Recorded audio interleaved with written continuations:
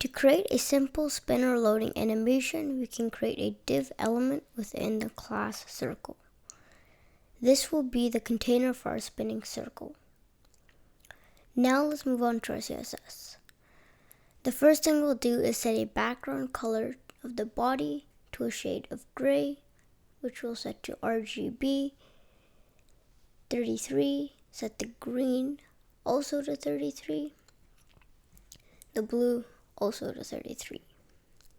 That's all we need to customize for the body, so we can move on to our circle class.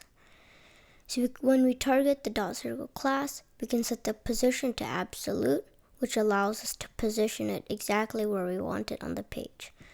We also will set its top and left positions to 50%, which positions it in the center.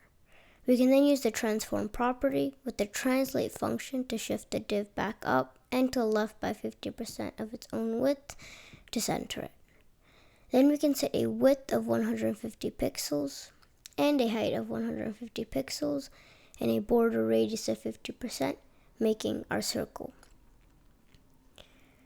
To actually be able to see the circle, we'll have to set a border to 5 pixels solid, and then to RGBA, set the red color to 255, set the green to 225, and I'll set the last to 225, and then we'll do 0.1 to make it slightly transparent. To make the part that will be rotating around, we'll set the border top again to 5 pixels solid to match what we did before. This time do RGB, not RGBA, because we want it to be a solid color, and we'll set it to 75, 196, and 223. When we save that, we see our top part. Now to actually make it spin, we have to add an animation. So we'll do animation, name it animate for now, set it to 2 seconds, and make it infinite so it spins forever, and set it to linear. To create the animation to make it spin, we'll use a keyframe. So we named it animate before, so we'll do add keyframes animate. At the value of 0%, we want to do transform, translate, minus 50% by minus 50% like we did above.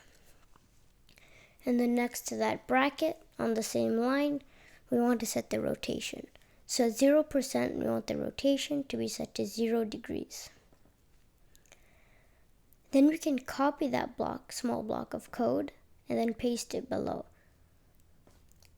So instead of 0%, we'll make it at 100%, which is our second value. And then the rotation will be 360 degrees. So from 0% to 100%, the circle will rotate 360 degrees. And if you enjoyed this video, please make sure to subscribe.